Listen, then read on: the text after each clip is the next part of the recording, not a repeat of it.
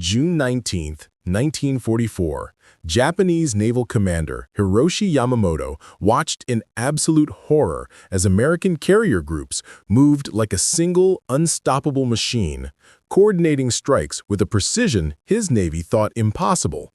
Within hours, he'd go from believing in Japanese superiority to becoming a prisoner aboard the very ships that shattered everything he'd been taught about warfare.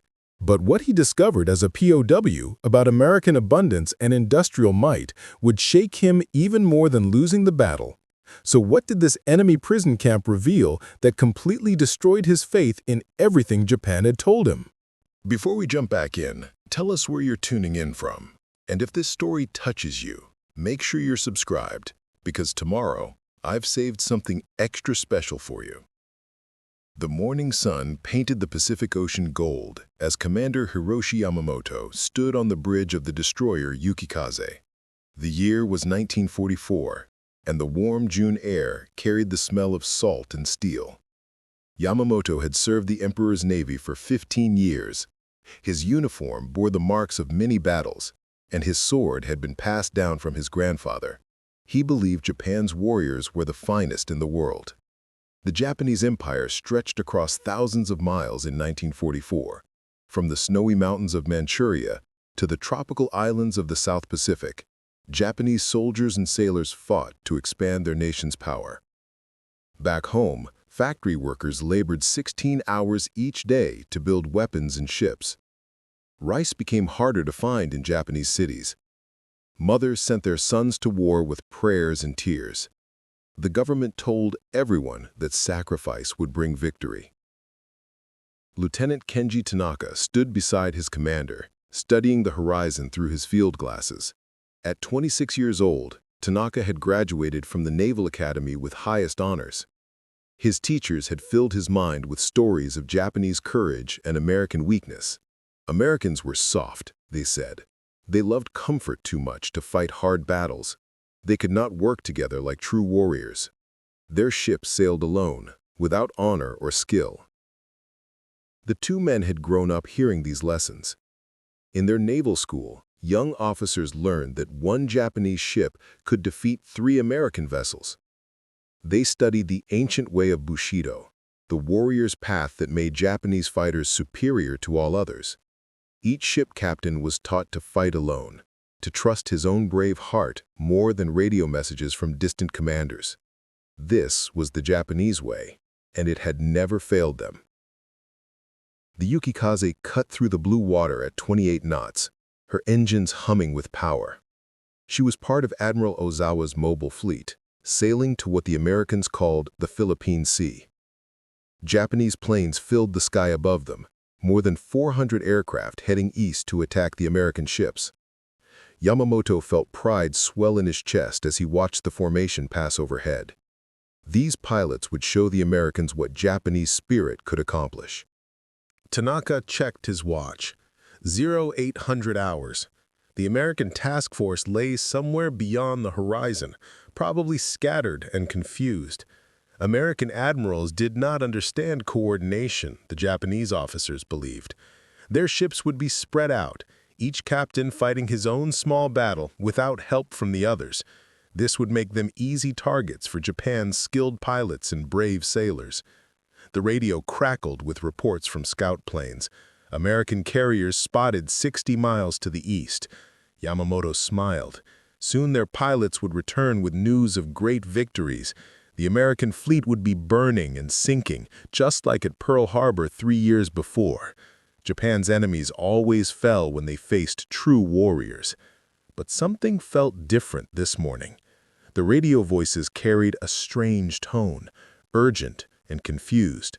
Scout pilots reported American ships in perfect formations, moving together like parts of a giant machine. Yamamoto frowned. This did not match what his teachers had told him about American naval tactics. The first wave of Japanese planes had been gone for 2 hours when the reports began coming back. Pilot voices filled with shock and fear broke through the static. American fighters had found them 50 miles from their targets, guided by some invisible force. The enemy planes fought in groups, working together with deadly skill.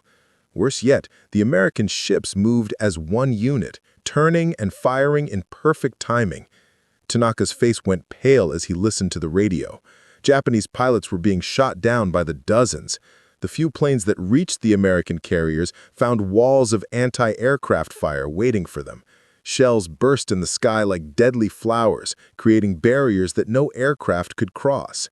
How were the Americans doing this? How could they coordinate so many ships and planes at once? Commander Yamamoto felt a cold fear creeping into his heart. This was not the America his teachers had described. These enemy ships moved with precision that seemed impossible. Their fighters appeared exactly where they needed to be, as if they could see the future. Their guns fired in patterns that created killing zones in the sky. The second wave of Japanese planes launched at noon, and the third in the afternoon. Each group met the same fate. American fighters tore through their formations like wolves hunting sheep. The few Japanese pilots who survived spoke of enemy coordination beyond anything they had ever seen. American ships turned together, fired together, and fought together as if controlled by a single mind. As the sun began to set, a new sound reached the Yukikaze. American engines growing louder by the minute. Yamamoto raised his glasses and saw death approaching from the east. American dive bombers filled the sky, more planes than he had ever seen in one place. Behind them came torpedo bombers, flying low over the water like hunting sharks. The American attack fell on the Japanese fleet with terrible force. Ships burst into flames as bombs found their targets. Torpedoes exploded against steel hulls, sending geysers of water and metal into the air. The Yukikaze twisted and turned, trying to escape the rain of death from above. Her anti-aircraft guns fired desperately, but the American planes kept coming in perfect waves.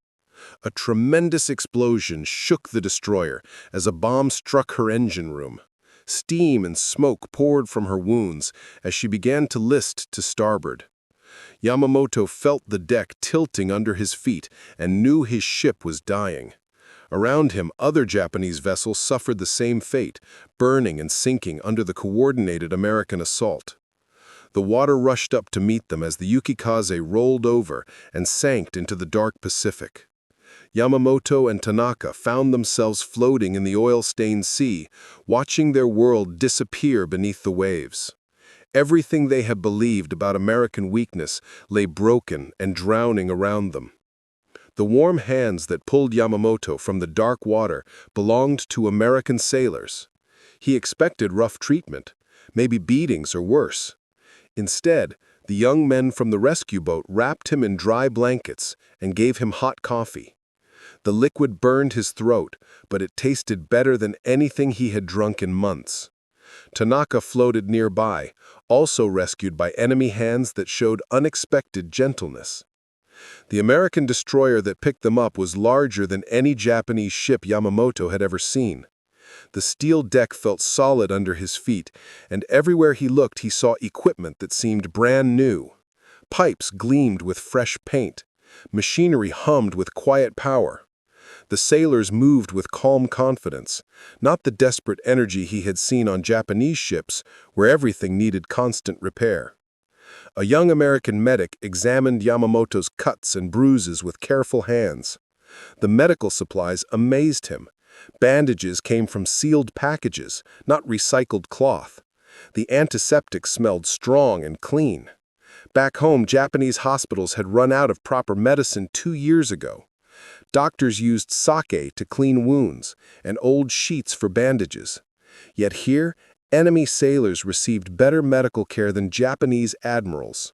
The crew transferred both prisoners to the aircraft carrier Enterprise the next morning.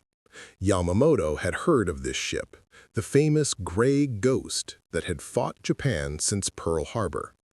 He expected to find a floating fortress filled with harsh guards and prison cells. Instead, he discovered a city on the water, humming with activity that took his breath away. The flight deck stretched longer than 3 football fields. Below deck, corridors wide enough for trucks connected spaces larger than most buildings in Tokyo. The galley kitchen served food around the clock, with industrial ovens that could cook meals for thousands of men. Steam tables kept huge pots of beef stew warm, while bakers pulled fresh bread from ovens every 2 hours. The smell of real meat and white flour made Yamamoto's stomach ache with hunger. An American officer led them to the prisoners' area, walking past the crew's mess hall. Through the open doors, Yamamoto saw American sailors eating breakfast that would feed a Japanese family for a week. Thick slices of bacon covered their plates next to eggs, fried potatoes, and buttered toast. Each man received a full glass of milk, fresh and cold. In Japan, children had not tasted milk for over a year. The prisoners' quarters shocked Yamamoto even more. Clean bunks with fresh sheets filled a space larger than most Japanese homes. A guard brought them each a metal tray piled high with food: roast beef, mashed potatoes with butter, green beans, white bread, and a slice of apple pie. Yamamoto stared at the meal, unable to believe his eyes. This single plate contained more meat than most Japanese civilians saw in a month. Tanaka ate slowly, his face showing deep confusion. In their navy, officers received small portions of rice with occasional fish. Enlisted men got less, sometimes only thin soup and pickled vegetables. Yet here, enemy prisoners ate better than Japanese admirals. How could America feed its enemies so well while Japan's own people went hungry? The next surprise came after dinner, when an American sailor wheeled in a cart loaded with ice cream. Real ice cream, made with milk and sugar, served in generous portions to every prisoner. Yamamoto had not tasted ice cream since before the war began. The cold sweetness on his tongue brought back memories of peacetime, when such luxuries existed in Japan. Now, even the emperor probably could not get ice cream, yet American sailors made it fresh every day on their ships. A guard named Sullivan from Chicago sat with them that evening, sharing cigarettes and showing photographs of his family. His wife and 2 children smiled from the black and white pictures, healthy and happy. Sullivan talked about his home, describing supermarkets filled with food, cars in every driveway, and houses with electricity and running water. Yamamoto listened with growing amazement. How could ordinary American workers live better than Japanese nobles? The industrial activity never stopped aboard the Enterprise. Day and night, engines produced fresh water from seawater. Generators created unlimited electricity to power radios, lights, and cooking equipment. Machine shops built replacement parts for aircraft using steel that seemed endless. In Japan, factories melted down cooking pots to make bullets. Here, Americans threw away metal scraps that Japanese workers would treasure. 3 days later, a supply ship arrived alongside the carrier. Yamamoto watched from the deck as cranes lifted cargo that defied belief. Cases of Coca-Cola filled an entire hold. Thousands of bottles of the sweet drink he had only heard about in stories. Fresh vegetables from America filled refrigerated compartments while Japanese civilians ate grass soup. Boxes of candy and chewing gum came aboard by the ton, luxuries that had vanished from Japan years ago. The American sailors worked with machines that made their jobs easy. Electric winches lifted heavy loads without strain. Forklifts moved cargo faster than teams of men could carry it. Everything happened with smooth efficiency that made Japanese manual labor look primitive. Yamamoto remembered loading ships in Yokohama where dozens of workers carried supplies by hand up narrow ramps. Here, 2 men with machines did the work of 50. Preparing and narrating this story took us a lot of time, so if you are enjoying it, subscribe to our channel. It means a lot to us. Now back to the story. Tanaka began asking questions that troubled Yamamoto deeply. If Americans were so weak and lazy, how could they build such amazing ships? If their society was falling apart, why did their sailors look so healthy and confident? If Japan's spiritual strength was superior, Why were Japanese people starving while American prisoners ate ice cream? Medical care on the Enterprise shocked both officers. The ship's hospital had clean beds, X-ray machines, and enough medicine to treat serious injuries. A dentist cleaned teeth and filled cavities with real silver. In Japan, soldiers pull their own teeth with pliers when they hurt too much to bear. The contrast made Yamamoto wonder what else his government had lied about.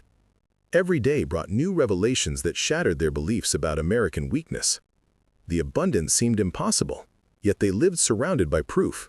Their prison cage was larger and cleaner than most Japanese homes. Their food was richer than meals served to Japanese generals. Their medical care exceeded what the emperor's own doctors could provide. Everything they had been taught about their enemy was wrong. The American guards moved them to a permanent prisoner camp in Hawaii 3 weeks after their capture. The new facility sat on green hills overlooking Pearl Harbor, where Japanese bombs had started this terrible war. Yamamoto could see the harbor from his barracks window, watching American ships come and go in endless streams. Each day brought more vessels than Japan could build in a year. The camp housed over 2,000 Japanese prisoners, from admirals to ordinary sailors. They lived in wooden barracks with real beds, electric lights, and heating systems that kept them warm during cool Hawaiian nights. Each building had running water and flush toilets, luxuries that most Japanese homes lacked even before the war. The contrast with stories of American prison camps filled Yamamoto with deep confusion. Lieutenant Colonel Morrison ran the camp with firm but fair rules. He spoke some Japanese and treated the prisoners with respect that amazed them. Morrison had fought in the Pacific for 2 years, but showed no hatred toward their former enemies. Instead, he seemed genuinely interested in their welfare and cultural needs. This kindness troubled Yamamoto more than cruelty would have. Work assignments began after the prisoners settled into camp routine. Yamamoto found himself in the kitchen, helping prepare meals for the entire facility. The food storage rooms overwhelmed him with their abundance. Sides of beef hung in refrigerated chambers the size of small buildings. Sacks of white flour, sugar, and rice reached to the ceiling. Fresh vegetables arrived by truck every other day, more food than some Japanese cities received in a month. The head cook, Sergeant Martinez from Texas, taught Yamamoto how American military kitchens operated. Industrial mixers could knead bread dough for 1,000 loaves at once. Steam ovens cooked vegetables while preserving their color and nutrition. Huge coffee machines brewed fresh drinks all day long. Everything was designed for efficiency and abundance, concepts that seemed impossible in resource-starved Japan. December arrived with news that Christmas celebrations would include the prisoners. Yamamoto had heard of this Christian holiday, but never experienced it himself. Morrison explained that American tradition required showing kindness to all people during this special time, even enemies. The camp would prepare a feast that honored both American customs and respect for their guests. Preparations for the Christmas meal began days in advance. Trucks delivered whole turkeys by the dozen, each bird weighing more than 20 pounds. Sweet potatoes arrived in huge sacks, alongside cranberries, green beans, and ingredients for pies and cakes. Yamamoto helped unload supplies that exceeded what Japanese officers received for their most important ceremonies. The cooking process amazed him with its scale and organization. Ovens roasted 50 turkeys at once, while steam tables kept hundreds of pounds of vegetables warm and fresh. Bakers worked around the clock producing dinner rolls, pumpkin pies, and chocolate cakes. The kitchen staff moved with practiced efficiency, creating a meal for thousands without waste or confusion. Christmas Eve arrived with decorations that transformed the camp dining hall. American soldiers had cut pine trees from nearby hills and covered them with lights and ornaments. Red and green streamers hung from the ceiling, while candles created warm light on every table.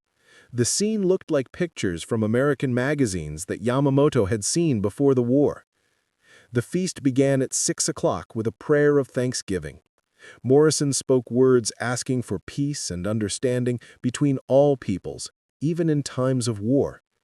Yamamoto listened to the translation with growing emotion. This enemy leader prayed for Japanese welfare and safety, something unimaginable in his own military culture. Servers brought plates loaded with food that defied every lesson Yamamoto had learned about American weakness. Thick slices of turkey covered half the plate, tender and juicy from careful cooking. Mashed potatoes with butter and gravy filled another section, while green beans, sweet potatoes, and stuffing completed the meal. Fresh bread rolls came with real butter, not the substitute fats that Japanese civilians had forgotten existed. The final shock came with dessert. Every prisoner received a full slice of apple pie topped with vanilla ice cream. The sweet flavors exploded in Yamamoto's mouth, reminding him of childhood treats from before Japan's military expansion began. He thought of his wife and children in Hiroshima, wondering if they would receive even rice for their New Year's celebration. That night, lying on his comfortable bed with a full stomach, Yamamoto faced the collapse of everything he had believed. This enemy prison provided better food, shelter, and medical care than Japanese soldiers received from their own government. American guards treated prisoners with dignity, while Japanese military law demanded harshness toward captured enemies. The abundance seemed endless, while Japan's people starved in darkness. Tanaka whispered from the next bunk, his voice filled with wonder and confusion. "Commander, how can our enemies be so strong and generous while we are told they are weak and cruel? This single meal contained more meat than my family has seen since the war began. How can America feed prisoners so well while Japan cannot feed its own children?" The questions burned in Yamamoto's mind like fire.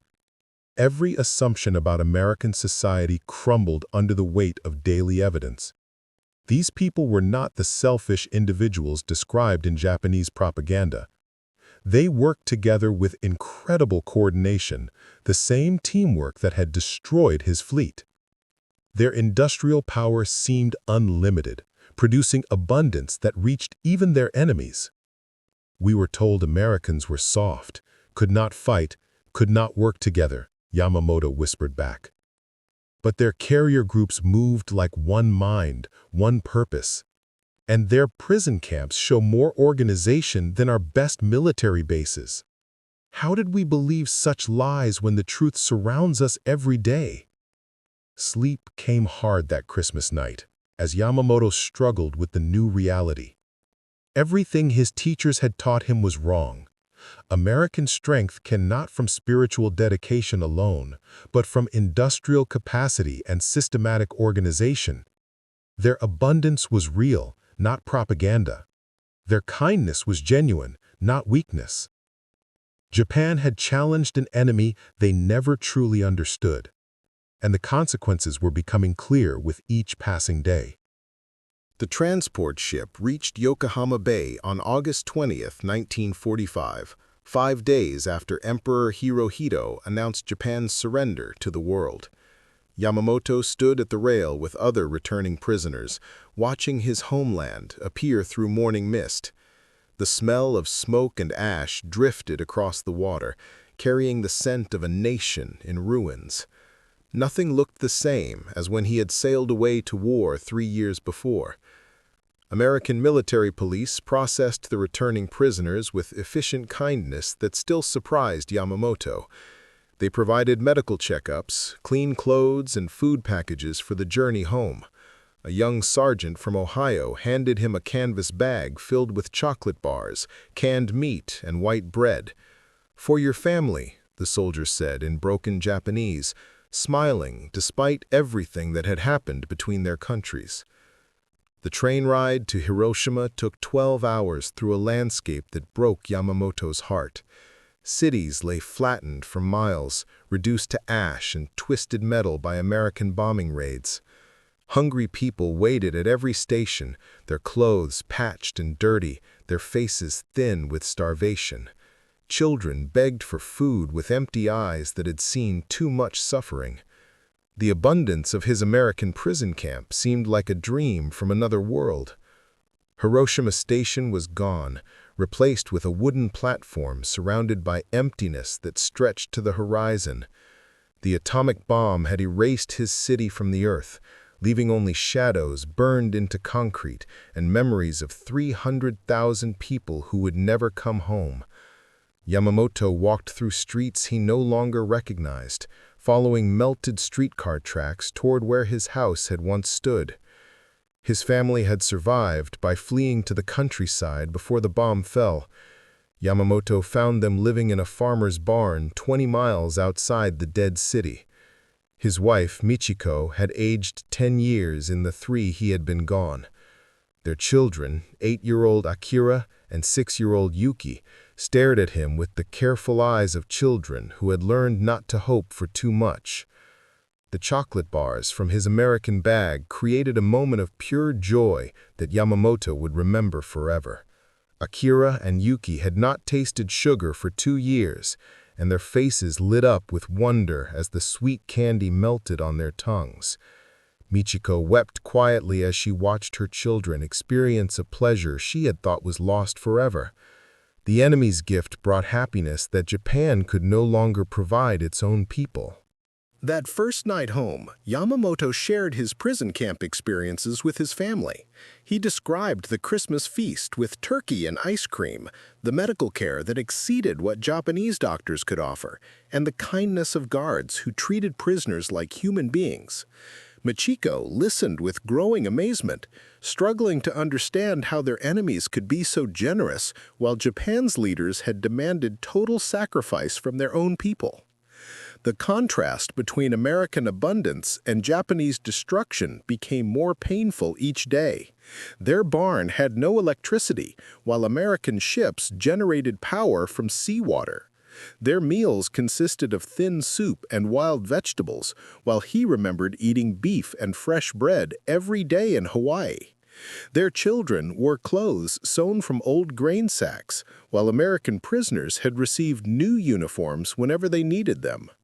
Yamamoto began working with American occupation forces as a translator, helping rebuild his shattered country. General MacArthur's headquarters buzzed with activity that reminded him of the Enterprise's efficient operations. American soldiers distributed food, medicine, and supplies with the same systematic organization that had defeated Japan's military. They worked to heal rather than punish, showing the same unexpected kindness he had experienced as a prisoner.